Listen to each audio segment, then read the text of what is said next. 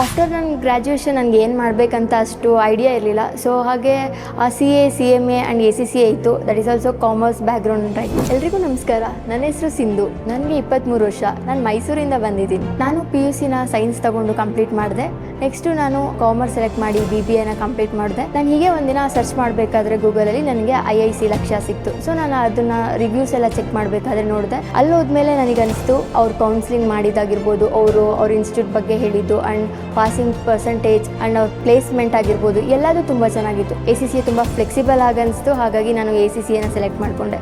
ಇಲ್ಲಿ ಕೌನ್ಸಿಲಿಂಗ್ ಬಂದಾಗ ಅವ್ರು ಹೇಳಿರೋದು ಎಲ್ಲದನ್ನು ಕೇಳಿಸ್ಕೊಂಡ್ಮೇಲೆ ACCA ಬಂದು 180+ ಕಂಟ್ರೀಸಲ್ಲಿ ಆಪರ್ಚುನಿಟೀಸ್ ಇದೆ. ಆಗ ನನಗೆ ಬಿಗ್ 4 ಕಂಪ್ನೀಸಲ್ಲಿ ನನಗೆ ವರ್ಕ್ ಮಾಡಬೇಕಂತ ತುಂಬ ಆಸೆ ಇದೆ. ಆ್ಯಂಡ್ MNC ಕಂಪ್ನಿಗಳು ಕೂಡ ತುಂಬ ಆಪರ್ಚುನಿಟಿ ಇರೋ ಕಾರಣ ನಾನು ACCAನ ಸೆಲೆಕ್ಟ್ ಮಾಡಿಕೊಂಡೆ. ನಾನು ಸೈನ್ಸ್ ತಗೊಂಡ್ಮೇಲೆ ಕಾಮರ್ಸ್ ಯಾವಾಗ ನಾನು ಸೆಲೆಕ್ಟ್ ಮಾಡಿಕೊಂಡೆ, ನಂಗೆ ಆ ಟೈಮಲ್ಲಿ ನನಗೆ ತುಂಬಾ ಭಯ ಇತ್ತು. ನನ್ನ ಕೈಲಿ ಕಾಮರ್ಸ್ ಮಾಡೋಕ್ಕಾಗುತ್ತಾ, ನಾನು ACCAನ ಕಂಪ್ಲೀಟ್ ಮಾಡ್ತೀನ ಅಂತ.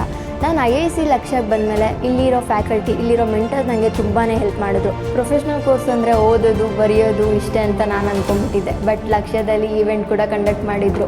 ನಾನೆಲ್ಲ ಈವೆಂಟು ಇದೆಲ್ಲ ಕಾಲೇಜ್ ಡೇಸಿಗೆ ಮುಗ್ದೋಯ್ತಾ ಅಂತ ಅಂದ್ಕೊಂಡಿದ್ದೆ. ಬಟ್ ಲಕ್ಷ್ಯದವರು ರೀಸೆಂಟಾಗಿ ಒಂದು ಒಳ್ಳೆ ಈವೆಂಟ್ನ ಆರ್ಗನೈಸ್ ಮಾಡಿದರು. ಅದರಲ್ಲಿ ನಾನು ಕೂಡ ಪಾರ್ಟಿಸಿಪೇಟ್ ಮಾಡಿದ್ದೆ.